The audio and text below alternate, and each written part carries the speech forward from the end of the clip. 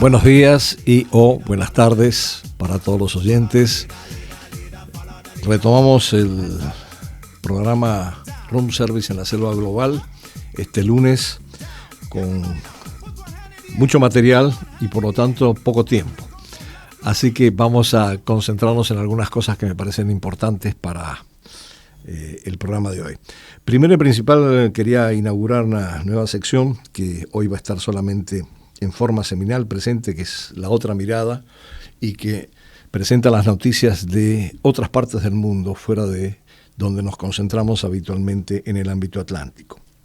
Y en este sentido yo creo que hay tres noticias a destacar que son particularmente importantes. La primera es que se está realizando, hoy se inició la cumbre de la Asociación de Estados del Sudeste Asiático, por primera vez con la participación de China y con miembros de la Organización de Cooperación del Golfo. Esto es un hito muy significativo y además con una agenda también muy significativa, porque no solamente van a tratar los temas más específicamente locales relacionados con Myanmar y la situación en el Indo-Pacífico, sino también los aranceles impuestos por Trump y la situación en Gaza. Y el segundo punto está relacionado con, la segunda noticia está relacionada con el incremento de las tensiones en el Indo-Pacífico, justamente, en tanto, por un lado ha habido maniobras de la flota china cercanas a Japón y a Taiwán, y por otro lado ha habido un incremento de la actividad norteamericana con una serie de ejercicios conjuntos entre Filipinas y Estados Unidos y una preparación muy explícita para un eventual conflicto en la región por parte de las Fuerzas Armadas estadounidenses. Y la tercera noticia que me parece relevante, que generalmente pasa desapercibido, es lo que está pasando en la Organización de Cooperación de Shanghái, donde se ha hecho una encuesta reciente entre los 10 países miembros y el 80% de la población se ha expresado a favor de incrementar la colaboración y de profundizar lo que se llama el espíritu de Shanghái de cooperación y colaboración en el ámbito de Eurasia. Ustedes saben que al respecto hay un libro disponible de acceso libre en la página web de CRIES, Eurasia y América Latina en un mundo multipolar, que trata en detalle justamente todo el entramado institucional y particularmente la Organización de Cooperación de Shanghái en el ámbito eurasiático. Bueno, dicho esto, pasaremos a una presentación más larga y compleja, y es compleja porque tiene algunos aspectos teóricos que quizás al principio desalienten a los oyentes, pero que después entra en tema con respecto a situaciones puntuales en el sistema internacional.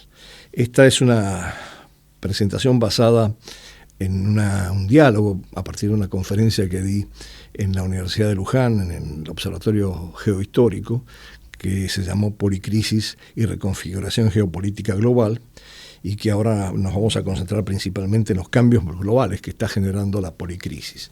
Y en este sentido quiero agradecer en primer lugar a Martín Martinelli, que es doctor en Ciencias Sociales y que va a participar en el diálogo, y que es uno de los principales promotores del Observatorio Geohistórico de la Universidad Nacional de Luján y autor de Palestina e Israel entre intifadas, revoluciones y resistencias, a Gustavo Keegan, que es investigador y profesor de la Universidad de Luján, e integrante también de este observatorio, y a un invitado desde México, que es Isaac Martínez Monterrosas, que es licenciado en Historia e investigador del Seminario Permanente de Historia del Mediterráneo Antiguo en la UNAM, en la Universidad Nacional Autónoma de México, en Acatlán.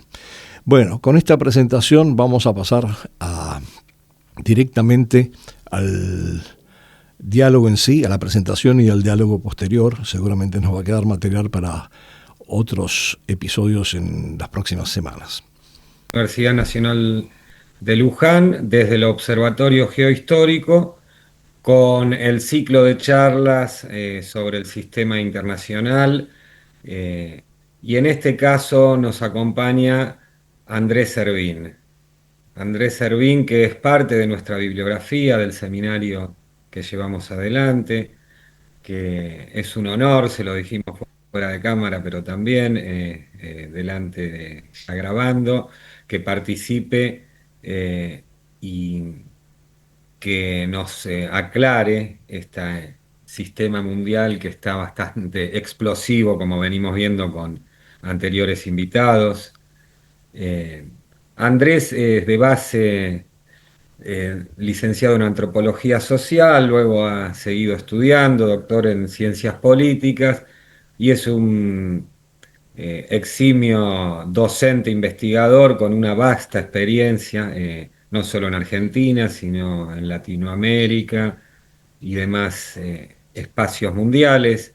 Incluso nosotros lo hemos seguido como miembro del Club Balday para escuchar otras visiones.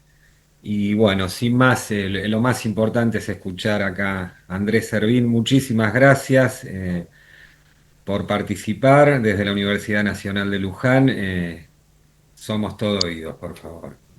Solo quiero agregar una cosa que uno puede creer o no en los rankings, pero yo lo venimos siguiendo hace mucho a Andrés. Yo lo cito también en mi trabajo, Gustavo también, y el Observatorio Geohistórico, por supuesto, pero más allá de cómo hagan el ranking, eh, está entre los mayores geopolitólogos del mundo, considerado no por nosotros que lo invitamos, sino en diferentes rankings con Pepe Escobar, Alfredo Jalife Rame y otros que tienen otro perfil más periodístico y de otra índole. Y creo que lo que dice Gustavo del Club Alday en Argentina no se conoce lo suficiente, me parece a mí, pero es un lugar, un tanque de pensamiento donde hace la apertura Vladimir Putin, que es otro experto en geopolítica, me parece, y como le decía a los integrantes del observatorio, cuando nosotros vamos a invitar a alguien, los rastreamos, los leemos, vemos otras entrevistas donde está y bueno, es un lujo que estés acá eh,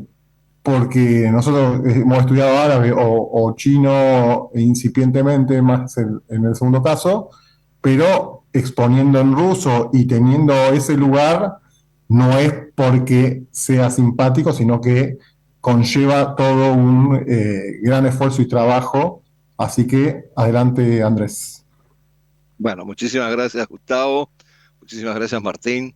Gracias por la presentación. Cuando me dicen que soy parte de la bibliografía, me hacen sentir muy viejo. Pero bueno, es parte del juego, ¿no?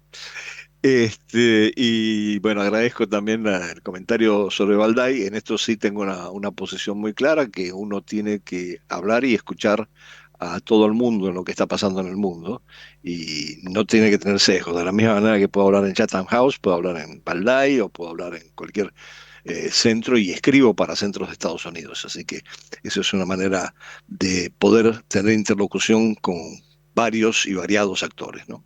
Bueno, dicho esto, una sola aclaratoria sobre mi pedigrí, que ha sido presentado por Gustavo. Yo he sido durante 26 años presidente de la Coordinadora Regional de Investigaciones Económicas y Sociales, que se fundó en su momento en Nicaragua, y ahora estoy retirado y estoy como presidente del Consejo Académico de CRIE, nada más, ¿no? Esa es mi única función desde el punto de vista de la investigación ahora. Bueno, dicho esto y dejando de lado el narcisismo habitual con el que uno se nutre, vamos un poquito al tema de hoy. Miren, yo creo que todos sabemos que estamos frente a un proceso de transición en el sistema internacional muy acelerado, extremadamente complejo, eh, difícil de entender por momentos en función de cuáles son los factores que lo determinan, pero en esto desde luego hay una visión o una mirada muy clara desde la disciplina de las relaciones internacionales, que es una disciplina, como todos bien sabemos, fundamentalmente de origen anglosajón, y que requiere, por lo tanto, de toda una serie de ajustes en función de los ajustes que se están produciendo en el mundo. Entonces, con esto no estoy negando todo el acervo de lo que es el mainstream del pensamiento en relaciones internacionales, sino que digo que es importante tener miradas y visiones desde otras perspectivas, particularmente en este momento de transición, en donde emergen toda una serie de actores con visiones distintas de lo que está pasando, ¿no? Bueno, dicho esto, en realidad yo quisiera tocar 4 o 5 puntos importantes y después podemos pasar a un intercambio. Primero, ¿cuál es el panorama del desorden global en el que estamos viviendo? Sobre esto hemos escrito justamente mucho con un colega de Colombia y hemos publicado un par de libros sobre el desorden mundial y la reconfiguración del orden mundial. Y en el último de estos volúmenes, justamente, todavía en el año 2022, yo escribí un artículo sobre policrisis. La verdad que estaba entrando en el tema, ahora sí me estoy sumergiendo más, y yo creo que es fundamental entender este concepto para poder comprender cómo se está desarrollando esta transición tan acelerada, desordenada en la que estamos viviendo. Entonces, hay una visión justamente desde la perspectiva tradicional del mainstream anglosajón de las relaciones internacionales, de un autor muy respetable que todos nosotros seguramente estamos utilizando, que es Nye, Joseph Nye, que murió recientemente, por cierto, que plantea que los acuerdos entre estados siempre están sujetos a cambios, el mundo es en cierto sentido anárquico y desordenado.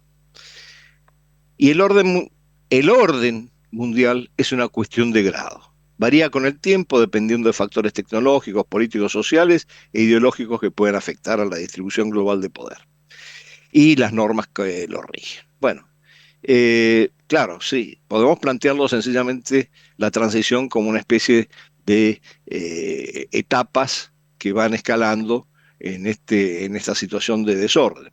Pero lo que estamos viendo fundamentalmente es una transición de un orden unipolar a un orden multipolar en términos de lo que son las relaciones internacionales. Y en ese sentido, lo que tenemos que entender es que hay todo un conjunto de cambios que interactúan entre sí, que son como especie de shocks, que van articulando este desorden y que todavía no terminamos de entender muy bien y que genera muchísima incertidumbre frente a lo que viene más adelante. Entonces, eh, yo creo que es necesario introducir una visión mucho más compleja y desde el 22 aproximadamente hay una serie de autores de distintas, de distintas latitudes que están planteando como un concepto útil para interpretar lo que está pasando el concepto de policrisis. El concepto de policrisis, no voy a entrar en toda la historia del concepto, hay un gran debate sobre eso, pero fundamentalmente fue acuñado a finales de la década de 90 por un teórico de la complejidad, justamente Edgar Morin, en Francia, y fue después retomado por un economista estadounidense. En fin, ha tenido una larga historia en donde progresivamente se ha ido asimilando a las ciencias sociales y en algún momento ha sido reconocido en el 23 en el Foro Económico de Davos, ya oficialmente declararon que estamos viviendo una policrisis. Está bien, supongamos que eso es así.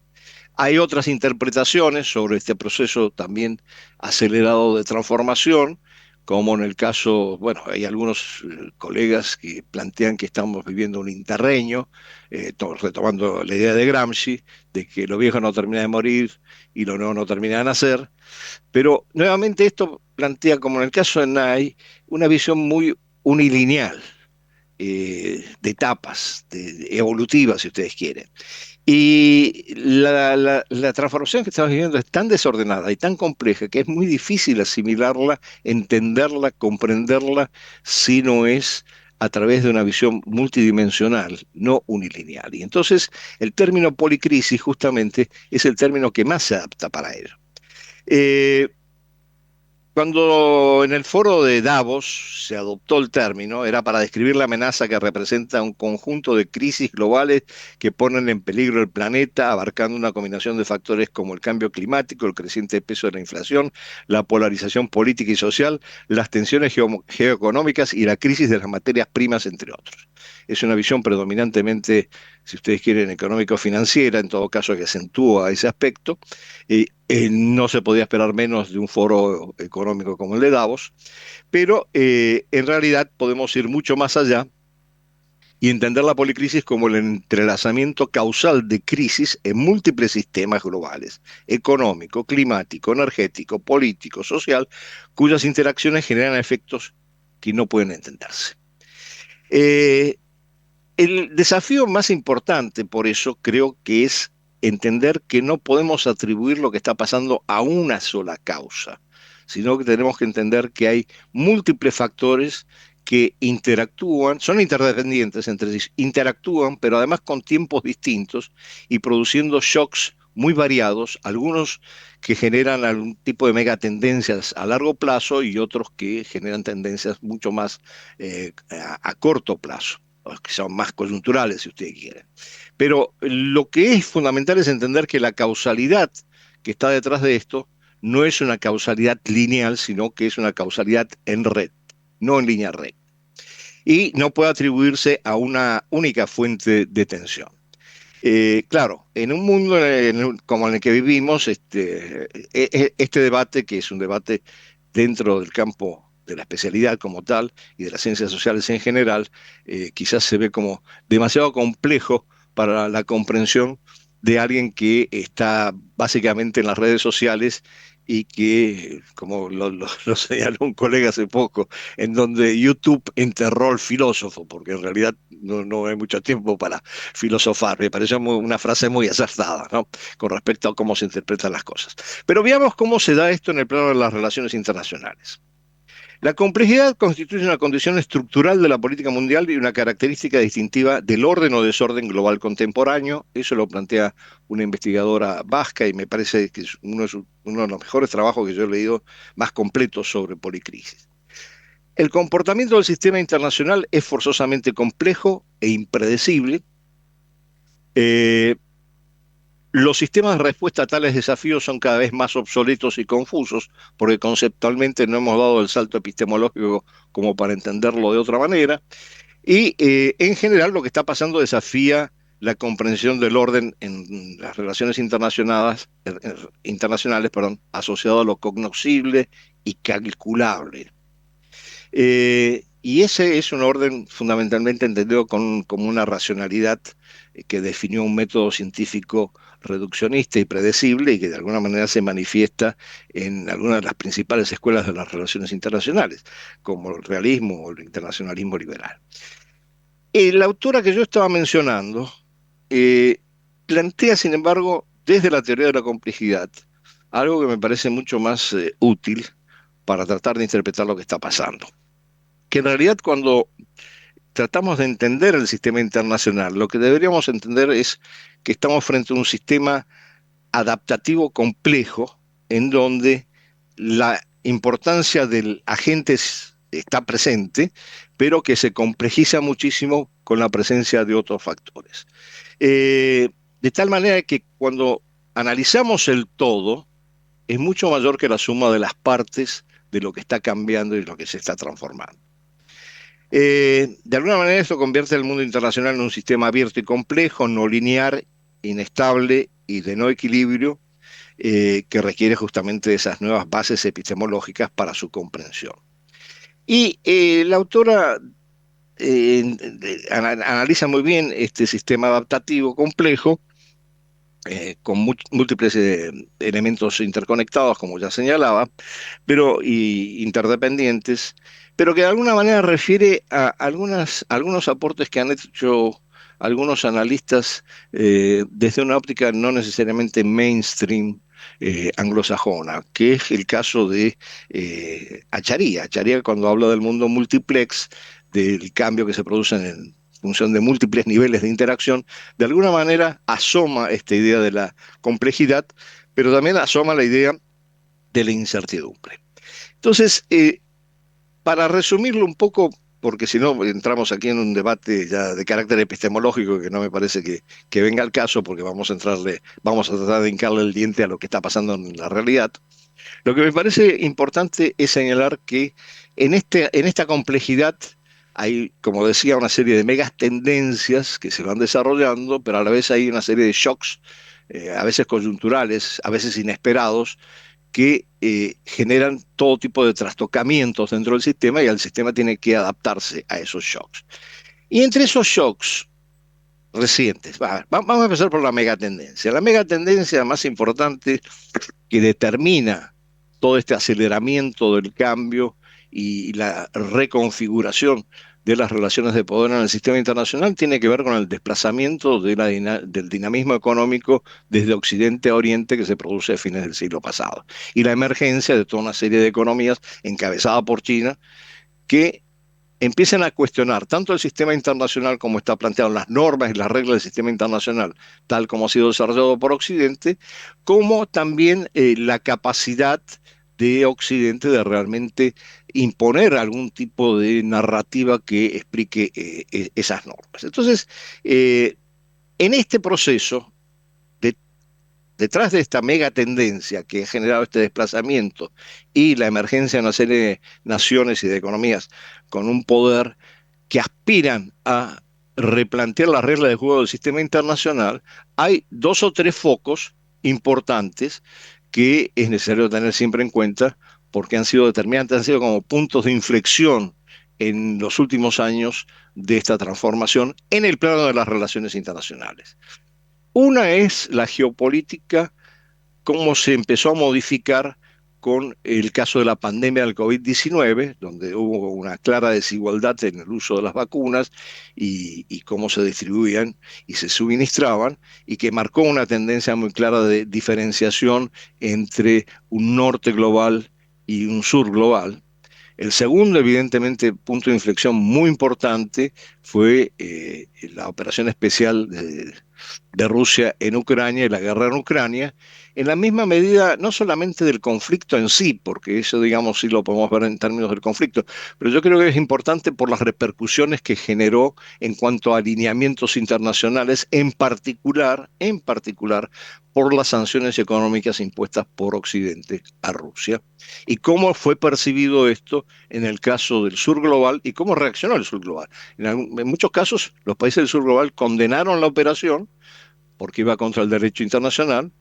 Eh, Hubo condenas también, les recuerdo, del sur global, pero mucho más atenuadas en el 2003 con la invasión de Estados Unidos a Irak.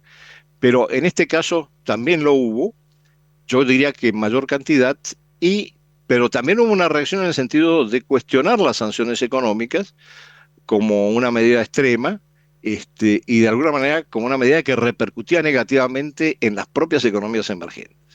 Entonces, este segundo punto de inflexión es la guerra de Ucrania con todas sus secuelas, y estamos viéndolas hasta el día de hoy. Y el tercero, que obviamente está presente, es lo que está pasando en Gaza, en donde también se ha generado toda una serie de realineamientos y más recientemente con la caída de el Assad en Siria, el atenuamiento de las posiciones de Teherán en algún sentido, las negociaciones con distintos sectores alineados con Irán, se ha producido una reconfiguración bastante importante en el Medio Oriente con la visita de Trump a las monarquías del Golfo, ¿no? Entonces, aquí ya tenemos tres puntos en donde se han producido hechos en el sistema internacional, shocks, de hecho, que han afectado el desarrollo del sistema internacional y eventualmente han modificado conductas y relaciones, particularmente relaciones de poder. Ahora, lo importante de los tres puntos de inflexión que estoy mencionando es que introducen nuevamente como un elemento fundamental en el sistema internacional la geopolítica. La geopolítica venía atenuada en el marco de la globalización por la dimensión más económico-financiera. De repente empieza a cobrar nuevamente una capacidad de incidir en términos de cómo se configuran las relaciones de poder. Y en la medida que hay una reconfiguración de las relaciones de poder, aparecen algunos agentes, algunos actores más destacados.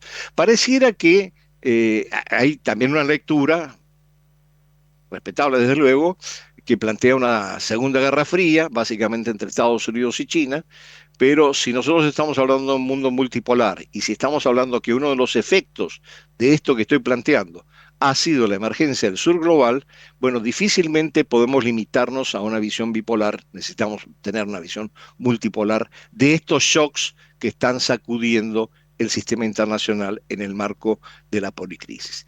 Y debemos entender que, bueno, hay también otras versiones que hablan de una crisis en cascada, que básicamente se refiere al ámbito económico-financiero, pero yo creo que hay una comprensión de que hay una acumulación de shocks que reorientan, desvían, modifican cómo está avanzando el sistema internacional, entre otros los tres que he mencionado, y que lleva a una reconfiguración del panorama internacional en términos de relaciones económicas y de poder.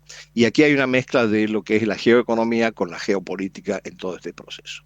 Bueno, la policrisis, por lo tanto, no solamente afecta la dimensión geoeconómica o geopolítica, viene asociada también con todo un listado de temas fundamentales en donde se están produciendo cambios o se intentan producir cambios que tienen que ver con las deudas externas de los países, el cambio climático, la seguridad alimentaria, los flujos poblacionales, que es fundamental entender en el marco también de esta dinámica geopolítica. En ese sentido, yo creo que también otro factor que hay que considerar como un factor determinante es la emergencia del sur global y el cuestionamiento a las reglas del juego establecidas por Occidente. Hay un término, no sé si lo tengo por aquí, Westernness, que dice, que habla de la decadencia de Occidente. Pero bueno, ya volveremos sobre eso. En todo caso, lo que sí estamos viendo como consecuencia de todo este proceso, pero sin atribuirle una causa específica, es la emergencia de toda una serie de actores nuevos que sí quieren participar activamente en la transformación del sistema internacional. Y estos actores nuevos no son solamente los Estados-nación, es una multitud de actores, pero entre otros, y me parece importante destacarlos, están una serie de grupos informales como el G7, G20 y los BRICS, particularmente, que generalmente son marginalizados dentro del debate en Occidente y particularmente en los medios, y junto con ellos una serie de entramados institucionales que configuran bloques o asociaciones de peso, como es el caso de la Asociación de Naciones del Sudeste Asiático, o como es el caso de la Organización de Cooperación de Shanghái. Cuando nosotros hablamos, en general, de la ASEAN todavía sí se trata de entender un poco qué es lo que está pasando. Pero cuando uno empieza a hablar de la Organización de Cooperación de Shanghái, la mayor parte de los analistas en Occidente ignoran ese entramado muy particular que se ha generado en Eurasia bajo el liderazgo, el impulso, la conducción del tándem Rusia-China y que constituye un contrapeso muy importante en este momento frente a lo que es Occidente en su versión tradicional. Y entonces ahí hay también una punta muy importante desde el punto de vista, para la redundancia, de cómo uno enfoca lo que está pasando en este sistema, si incluye a esos actores o los periferiza, los margina y deja de entender entonces que hay toda una parte del mundo, prácticamente más de la mitad de la población del mundo y casi la mitad del Producto Bruto Interno del mundo en esas regiones que sí quieren definir situaciones en el sistema internacional. Bueno, y como me estoy alargando un poco, para no alargarme mucho más y dar la oportunidad de un intercambio, ahora tenemos un nuevo punto de inflexión, que es la llegada a su segunda presidencia de Donald Trump. Y Donald Trump sí está produciendo, no sabemos, la incertidumbre es muy alta, no sabemos cuáles van a ser las consecuencias, pero sí está produciendo una sacudida muy importante en el sistema internacional. Aparentemente primero pareciera por el tema de los aranceles y la rivalidad con China y el uso de los aranceles en esa rivalidad, no solo con China, sino con otros también, pero fundamentalmente dirigida contra China, que más o menos está pagando, ahora bajando de nivel de tensión, pero también porque hay sí una intervención y una aspiración de tener, eh, a ver, por lo menos dos posiciones importantes por parte de la administración Trump. Una, tratar de despejar el panorama de conflictos en el sistema internacional para poder concentrarse en su principal conflicto, que es la rivalidad con China y la competencia con China. Y para eso está el intento de impulsar una paz en Ucrania está este viaje de Trump a Medio Oriente, el reconocimiento de al-Sharaa, el presidente interino de Siria, como un actor importante, siendo que proviene justamente de las fuentes de Al-Qaeda y del poder islámico. Y bueno, ese conjunto de situaciones, desde luego, genera en el ámbito ya de la diplomacia y geopolítico toda una serie también de sacudidas que, bueno, algunos, el otro día estábamos hablando en mi programa con un analista, decía, bueno, yo creo que en el fondo lo que busca Trump, más allá de sí favorecer los intereses de Estados Unidos en términos de reindustrialización, de limar la polarización interna, de contener la inflación, etcétera, etcétera, lo que busca es el Premio Nobel de la Paz. Bueno, aquí vemos que no solamente hay actores desde el punto de vista colectivo, sino también actores individuales que, en función de su capacidad de liderazgo o narcisismo, o como quieran llamarlo, pueden impulsar una serie de cambios. Ahora, dicho todo esto, y así de una manera quizás muy simple, dentro de lo que es esta situación extremadamente compleja, en donde todos estos factores, insisto, interactúan, se interconectan, son interdependientes, eh, se genera esta complejidad que genera muchísima incertidumbre, pero que además nos abre frente a la posibilidad de que tengamos que ver cómo podemos afrontar eh, los escenarios futuros.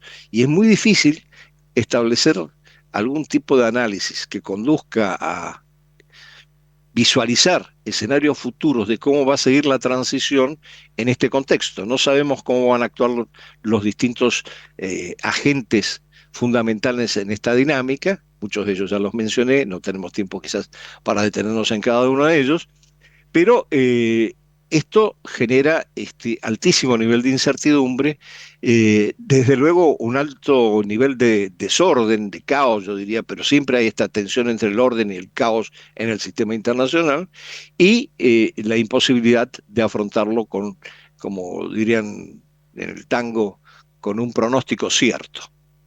Yo pararía ahí y podemos conversar sobre esto. Excelente panorama, Andrés. También está el profesor e historiador Isaac Martínez Monterrosa de la UNAM México, que es parte del Observatorio Histórico, que también te va a consultar. Y la primera cuestión entre las tantas que dispara todo este planteo tiene que ver con este desconocimiento que se tiene de la historia, de la cultura y del entramado geopolítico de lo que es Eurasia, que vos mencionás y trabajás en tus libros también. De por sí no se maneja mucho tampoco ese concepto. Nosotros hemos llamado a algunos de nuestros congresos un mundo bajo nuevas coordenadas, o Eurasia, un mundo bajo un mundo bajo nuevas coordenadas, porque justamente, como han planteado muchos geoestrategas, es ahí donde está el Heartland para Mackinder. Es, de hecho, Estados Unidos la primera potencia extra euroasiática de estos últimos 5 siglos.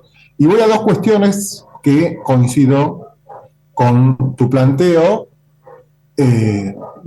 Nosotros hablamos del regreso de la geopolítica como una de nuestras tesis fundamentales, entre comillas, el regreso, después del ciclo internacional, claro, no se fue en ningún momento. El regreso al análisis. Y creo que hay dos fechas claves, que son el 24 de febrero de 2022 y el 7 de octubre de 2023, como síntomas de final de periodo, que quizás en unos años sepamos si finalizó los 5 siglos de colonización y expansión europea y occidental, los 80 años de Bretton Woods y el final de la Segunda Guerra y el dominio estadounidense bajo los organismos ONU, OTAN, G7 posterior, el sistema primero del patrón dólar-oro, luego del petróleo-dólar y todo lo que sostuvo Estados Unidos. Y el último, me parece a mí, que marca el punto de inflexión del 22 y el 23 de lo que mencionamos, ya se había percibido cuando en 2013 tanto Rusia como China impiden la inminente invasión en ese momento de Siria, cuando estaban apostados diferentes barcos para bombardear Siria 2 años después de bombardear Libia la OTAN. Y ahora el 2023 marca, me parece, no lo sé, pero es una hipótesis, el final de la posguerra fría, ese periodo que inaugura en el 91 Estados Unidos con la invasión primera a Irak. Vos mencionaste la de 2003, la anterior del 91, luego de la guerra Irak-Irán, para decirlo en términos de acontecimientos, pero también hay una serie de transformaciones, creo yo, la más grande del siglo XX, una de las más grandes del siglo XX, así como la descolonización, es la disolución, para algunos implosión de la Unión Soviética, que es una transformación geopolítica sustancial para entender todo lo posterior. Y mi pregunta tiene que ver con esto que vos marcás bien, que se desconoce por lo general de los analistas, la Organización de Cooperación de Shanghái, el Banco de los BRICS, el despliegue chino, y mi pregunta va referida a un escrito que tengo, que después te lo voy a compartir, que es el triángulo geoestratégico Rusia, China e Irán, porque es un triángulo que se va consolidando en conversaciones del 2015, pero estas sanciones, el giro al este de Irán, manifestado en el tratado de 25 años con China, pero la venta cada vez mayor de petróleo y gas de Rusia a India a través de las sanciones, todo eso hace que juegue, digamos, si se quiere, al revés de lo que pretende Estados Unidos como un boomerang. Las sanciones y las presiones de bases militares y todo sobre Irán y Rusia hacen que, creo yo, el factor fundamental es, y que cambia todo el panorama, es la asociación estratégica de las 30 y pico de visitas entre Xi Jinping y Putin, y del 96 de los 5 de Shanghái, 2001 Organización de Cooperación de Shanghái, y todos los documentos que en Occidente se analiza cuando se reúne la OTAN, pero no se analiza cuando se reúne Putin y Xi Jinping, y hacen unas declaraciones de, creo que, esa asociación. Y entonces si vos ves que ese triángulo Rusia, China, Irán, que Brzezinski en el Gran Tablero Mundial avisoraba como algo a evitar por Estados Unidos, ¿crees que se está consolidando? ¿Cómo lo analizás? ¿Crees que hay demasiadas diferencias? Digo, en el sentido que vos decías, China y Rusia tienen una asociación tal que entra en su estrategia, e Irán pareciera estar cada vez más cerca de ellos dos. ¿Cómo lo analizas ese factor, ese triángulo? Si crees que es así o... A ver, yo no sé si podemos hablar ya formalmente de un triángulo con una convergencia estratégica, probablemente sí lo haya, pero sí lo que tenemos que entender que el proceso de relación entre China y Rusia, que se ha visto desde Occidente como un matrimonio de conveniencia, eso no va a durar nada, eso, bueno, viene forjándose desde hace 20 años. Viene habiendo no solamente una serie de acuerdos entre los dos países, sino, insisto, está la Organización de Cooperación de Shanghái, donde incorporaron a Irán, mal que le pesara a Occidente. Está, obviamente, la nueva ruta de la seda, la franja y la ruta, como quieran llamarlo, por parte de China, su convergencia con la Unión Económica Eurasiática, que está fundamentalmente bajo la influencia de Rusia, en base a algunas de las ex repúblicas soviéticas, eh, inclusive la misma comunidad de estados independientes que se había apagado en su momento después de la disolución de la Unión Soviética, tratan de recuperar digamos, cierto formato de la Unión Soviética con la comunidad de estados independientes. Parecía que eso se lo había llevado a la historia, pero ahora lo vuelven a reactivar, particularmente cuando uno lee los analistas rusos. Entonces, ha habido toda una serie de redes que se han generado, que además implican particularmente, y sí, ahí es muy importante lo que señalabas cuando vinculabas una cosa con la otra, que de alguna manera la Organización de Cooperación de Shanghái inspira y converge en muchos aspectos con los BRICS. Entonces, idea inicial de la Organización de Cooperación de Shanghái, que era básicamente preservar a estos países del separatismo, del terrorismo, del fundamentalismo, poco a poco ha ido derivando también a una convergencia geoestratégica, pero también a crecientes acuerdos económicos. Entonces, estamos frente a un bloque que se extiende no solamente en el sentido de Eurasia, sino más allá de Eurasia, a través de su relación. Los BRICS hacen mucha referencia a la Organización de Cooperación de Shanghái. Y por otro lado, también hay un esfuerzo muy particular, no solamente por parte de China, que la tiene al lado, de vincularse con la ASEAN, sino también de Rusia, que permanentemente insiste en la relación con la ASEAN. Entonces, en ese contexto es que hay que ubicar a Irán, que de alguna manera no ha sido un actor tan protagónico en la construcción de todo este entramado, pero que está presente y ha sido incorporado por Rusia y China en muchas de las cosas que se han venido desarrollando. Ahora, todo esto que estoy comentando, en general, está ausente de los análisis mainstream en el mundo occidental.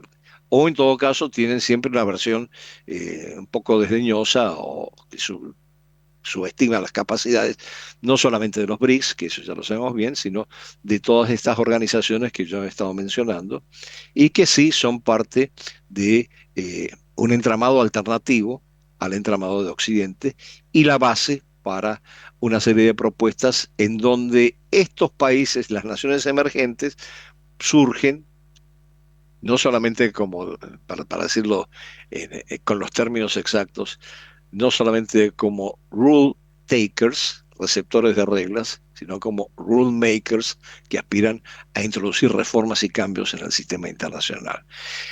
Ahí yo, sin embargo, haría una pequeña diferenciación, porque nosotros tenemos la tendencia a meter en el mismo saco, en el sur global, a todo el mundo. Todo el mundo que no es occidente es sur global. No, bueno, es como en la rebelión en la granja. Hay algunos que son más sur global y otros que son menos sur global. ¿Por qué?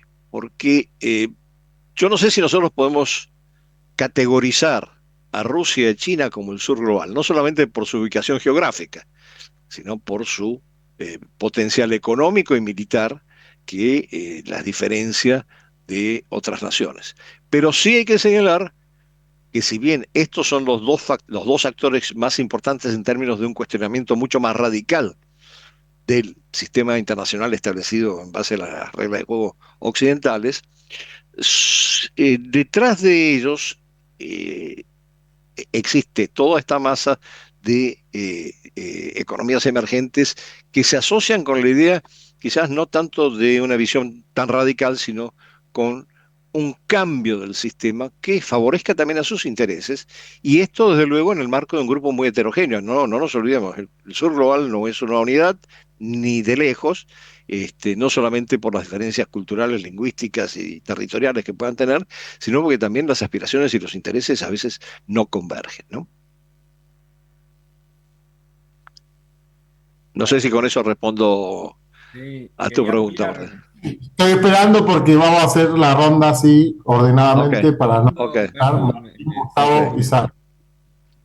Pero sí, por supuesto. lo que decía Martín del retorno de la geopolítica, también otros congresos y artículos refieren a que denominamos el regreso, entre comillas, del imperialismo, de alguna manera, y, y siguiendo el análisis con desde el lado multipolar y el sur global, hay grandes diferencias.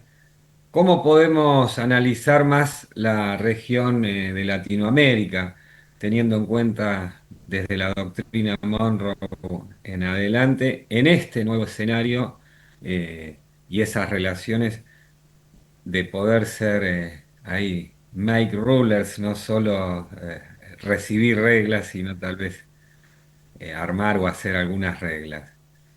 Más precisamente acá en Latinoamérica como sur global, sí.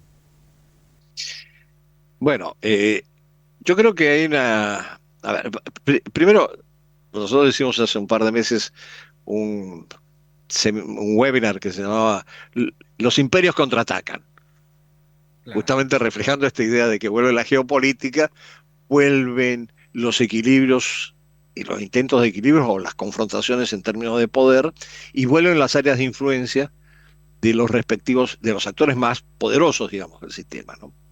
Y en el caso de Estados Unidos, eh, ya que estabas refiriéndote a la doctrina Monroe, hay algo que está, para mí, a mi manera de ver, el área de influencia que está planteándose Estados Unidos tiene dos extensiones que no necesariamente se corresponden a lo que nosotros siempre percibíamos en términos de ser, entre comillas, el patio trasero de los Estados Unidos. No es ese patio trasero homogéneo. Yo creo que la frontera sur de Estados Unidos ahora se ha extendido con todo lo que ha pasado en torno al Canal de Panamá hasta Panamá. Pero yo creo que la preocupación de esta administración en particular, y por eso el tema de Canadá y de Groenlandia, es el Ártico. Entonces, hay como una proyección hacia el norte y otra proyección limitada hacia el sur. Como diciendo, bueno, miren, ustedes del canal de Panamá para abajo, arréglenselas. Y ahí es donde empezamos a tener problemas, porque nosotros no aprendimos a arreglar. Entonces, vamos a dejar de lado por un momento Centroamérica, el Caribe. Yo trabajé muchos años en ambas regiones, subregiones, y la verdad que conozco bastante de eso, pero sí siempre está la presencia de Estados Unidos ahí, eh, de alguna manera pesando, ¿no? Bueno, pero ¿qué pasa del canal de Panamá para abajo? Lo que pasa del canal de Panamá para abajo es que tenemos una fragmentación tremenda desde el punto político, desde el punto de vista político de los gobiernos que existen, la dificultad de establecer algún tipo de convergencias, permanentes roces y tensiones que nos impiden desde el sur de América Latina hablar con una sola voz. Y eso lo vemos no solamente en las dificultades de los procesos de integración, o si queremos hablar de los acuerdos de libre comercio, inclusive en Mercosur, sino también en quienes fueron a esta cumbre en Beijing de la CELAC con China. Y por qué algunos fueron y otros no fueron. Y por qué algunos estaban representados y otros no estaban representados. Y eso marca realmente una gran dificultad para construir de aquí en adelante una posición conjunta en América Latina, dada la polarización política que se está produciendo. Entonces, eso de alguna manera, por un lado, desde luego favorece a Estados Unidos que no haya una visión homogénea.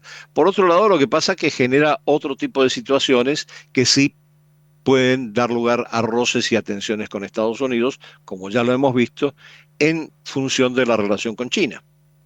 Entonces, ahí hay toda una discusión innovadora en la que he tenido oportunidad de participar, que es el no alineamiento activo, como yo creo que en el fondo es recuperando la idea de Juan Carlos Puig de la autonomía estratégica, ¿no? De cómo moverse en América Latina de tal manera que, lo voy a decir con un dicho ruso, que es muy ilustrativo.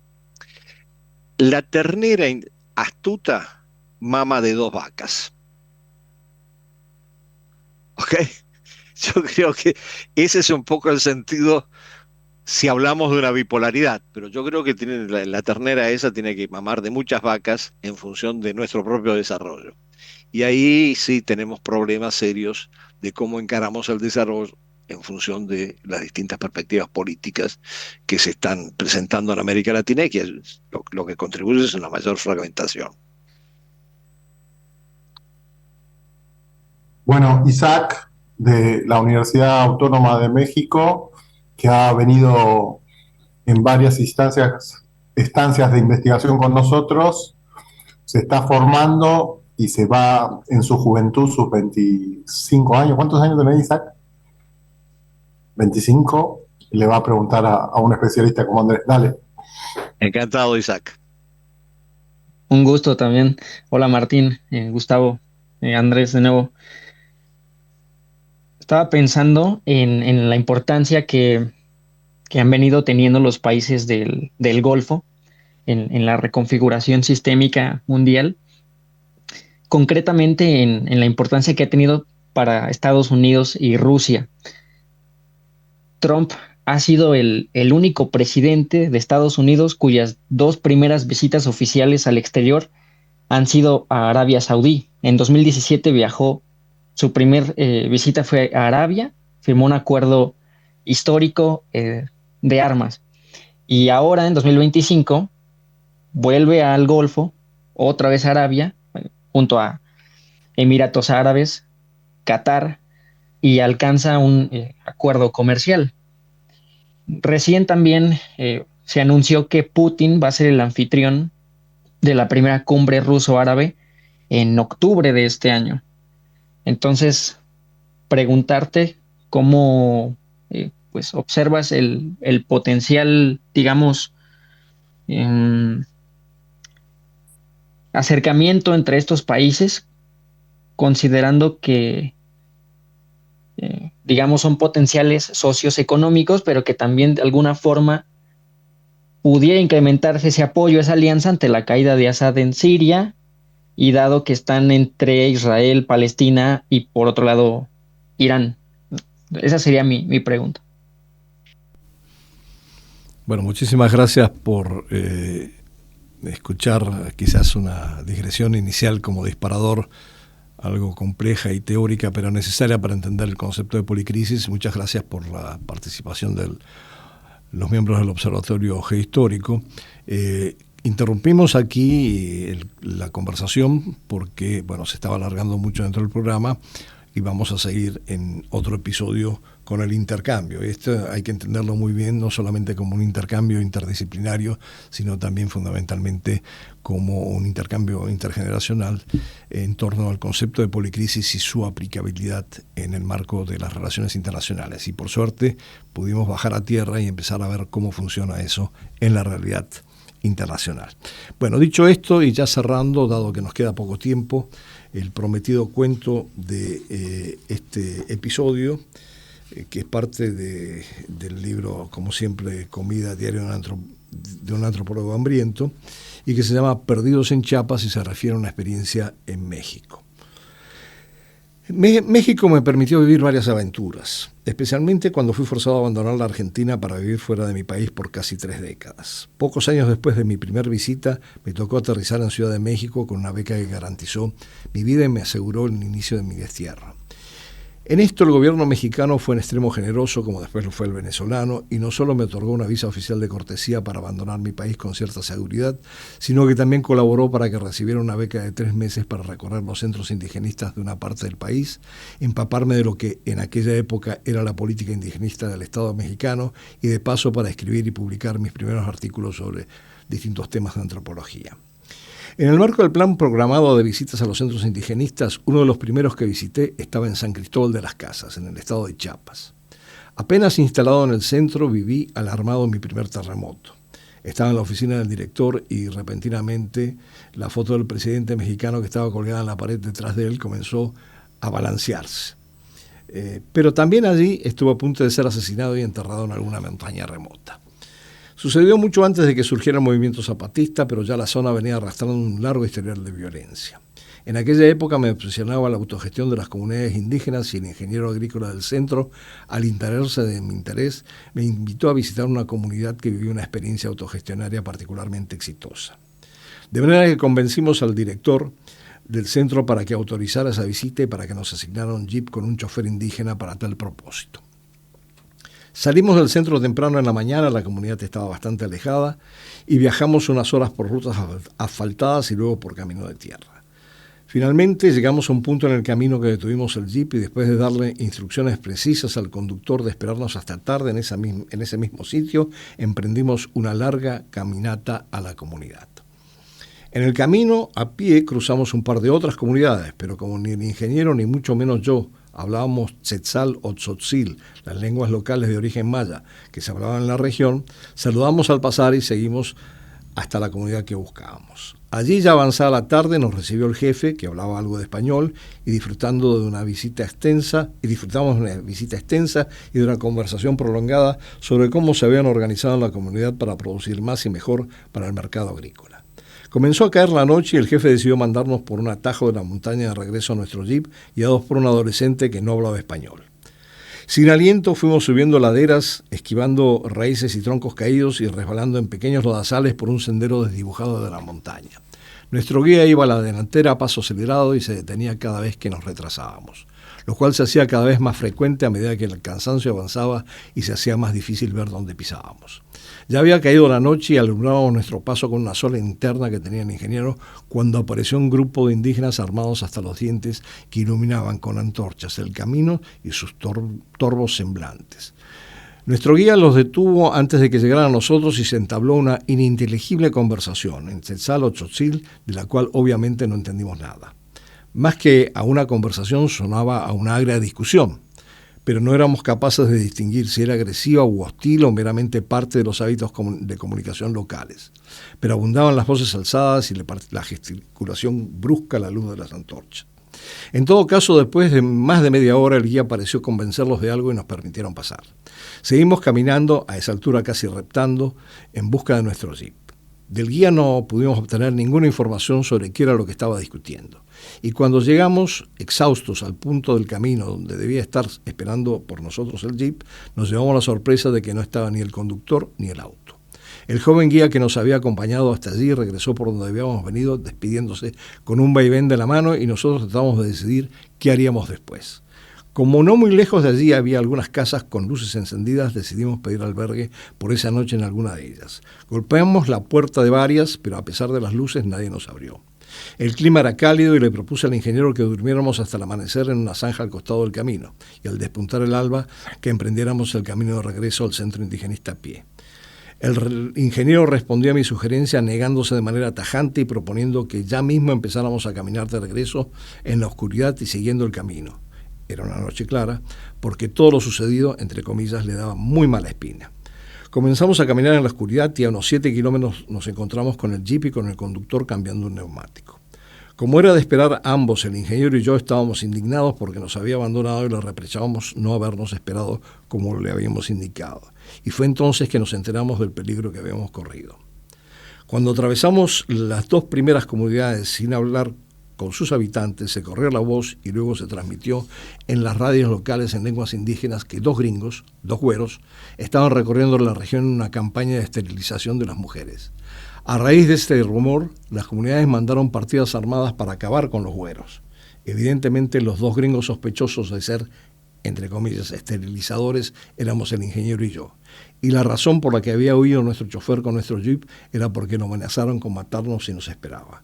O por lo menos eso fue lo que nos explicó el conductor indígena, sin estar demasiado compungido por la amenaza a nuestra vida, pero sí preocupado por salvar su propio pellejo. En fin, cuando regresamos finalmente sanos y salvos al centro indigenista, nos percatamos que por poco no habíamos sido asesinados y sepultados en los altos de Chiapas.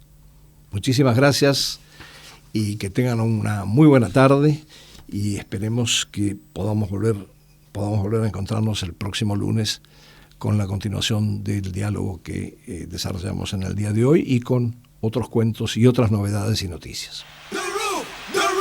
The room is on